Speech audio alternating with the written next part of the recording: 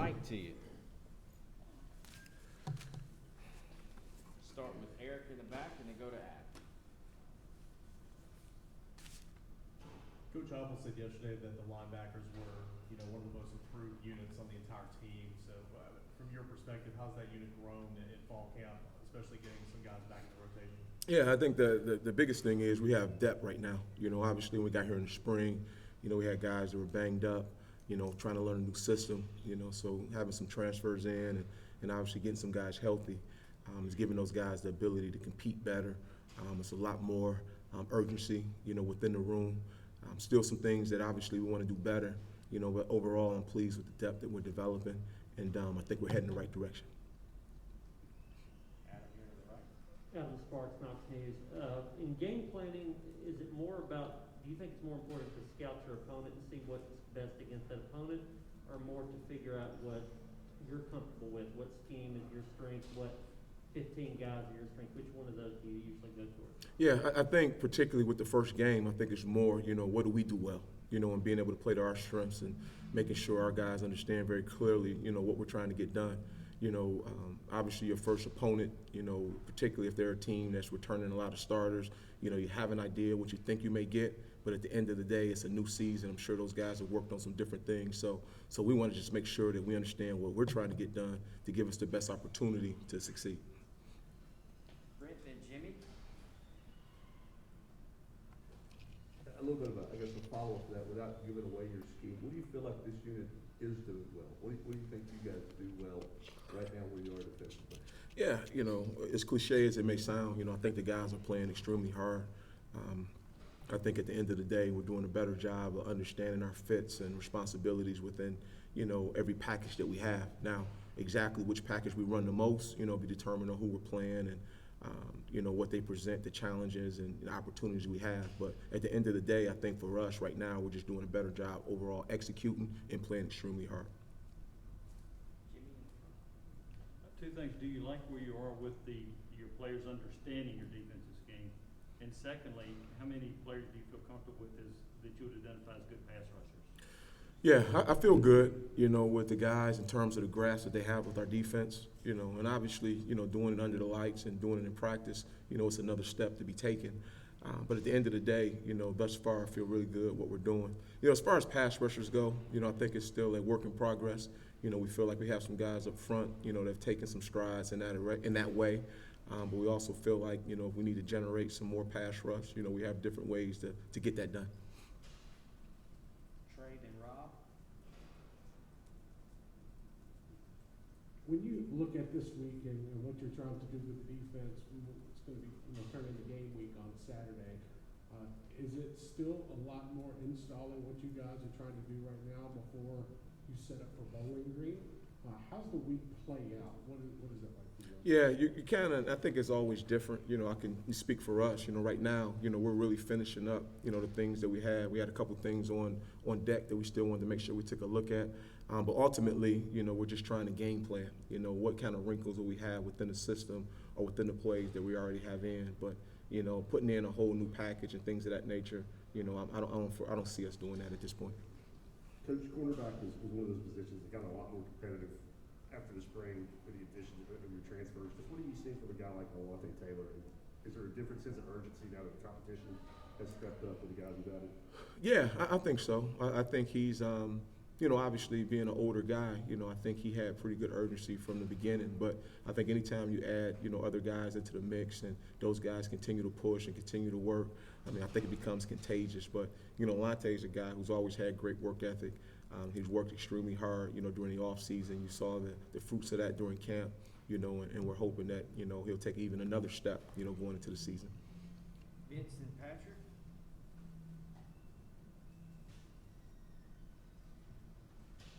Coach, what's tackling look like in 2021? Coming off of last year where the guys didn't have a lot of preseason work for that, and then, obviously teaching the technique right with the potential for targeting and things like that. How do you guys work tackling? Yeah, we spend a lot of time, talking about body position and, obviously your feet and making sure you're keeping your face out of it. Safety first. I think we all know that, and I think to be honest with you, over the last, 5 years or so, I think kids have gotten better because the coaches have gotten better teaching it. But ultimately, again, when you start tackling and tackling at, a high speed when the lights come on, you hope the kids will revert back to their training because, we're not tackling live every day. It's more footwork, hand placement, head placement. But as the lights come on and, we get more opportunities to do it, hopefully we'll tackle even better. But to your point for your question, I think we've done a good job of emphasizing, safety first. And we'd like to see what happens, obviously, Thursday night, which I think those guys will, protect themselves and obviously our opponent. Coach, you talked about the linebackers a little bit earlier. With so many new guys, how have you guys gone about the process of finding the signal caller, the quarterback of the defense, so to speak? Who are some guys you feel comfortable kind of giving that mantle to? Yeah. We put a lot on our linebackers, to understand, obviously, being able to help set the front and help, obviously reiterate, what we're trying to get done to the front, obviously from the back to the front.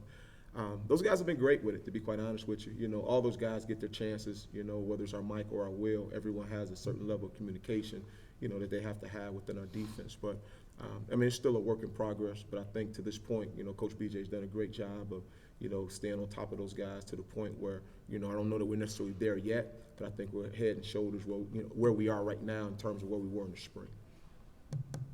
West, then Adam.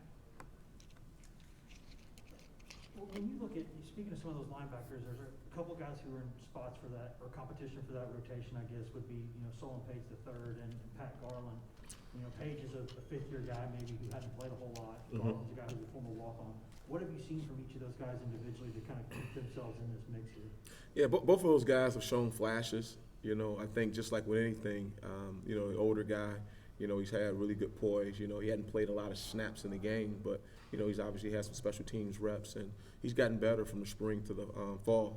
Pack, he's a kid who obviously transitioned, from a defensive back to a linebacker, and I think, for the most part, you can see his athleticism because of his background. He's just, again, working hard, daily to put it all together, and become a well-rounded linebacker, so to speak. But I like him. I like both of those guys, to be honest. I think at the end of the day, they're both going to contribute, and they're both going to help, Tennessee this year. I'm sure you'd like guys out there that are good in every situation, but what's your philosophy of using specialty situational guys that have a clear-cut strength and weakness, and they're only going to get 10 snaps in a game?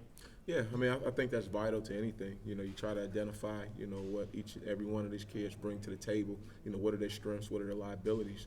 If you have a legitimate pass rusher or a guy who's really good in coverage at a defensive back, when the time is right, you want to showcase him. So, yeah, if you can develop a role on this defense and you can help us win, we'll find it, we'll develop and give you a chance to showcase it. Eric and Brent. How many cornerbacks right now do you envision, being ready to go out there and play some quality snaps?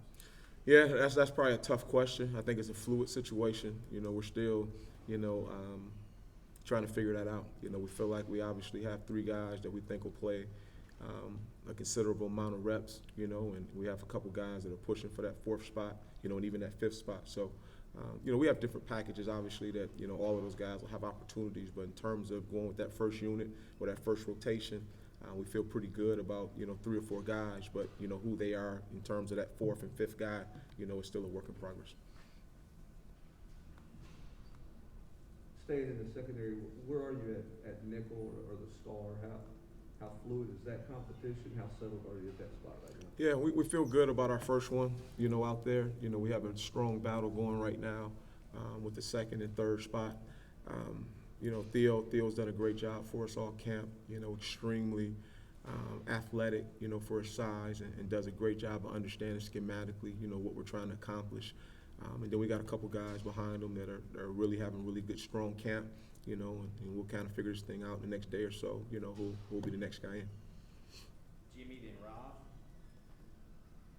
A couple things. First, where have you seen that at Juwan Mitchell? Yeah, Drew's, he's a go-go guy, goes extremely hard. He's starting to settle in, how we do things and how we go about our business. But he's a football player. He loves to play. When he's between those lines, he's a physical kid. Probably runs a little bit better than we thought on tape. So we're excited to see what he does on Thursday. But he's been a guy who's playing really hard for us and playing fast. He looks like a linebacker. And secondly, kind of follow up on Vince's question. There are times I'm watching the game and I'm like, they call targeting, and I'm thinking, what was the guy supposed to do? Yeah. Are there times when you think targeting's unavoidable, or do you think, no, you need to coach it better, the player needed to adjust better?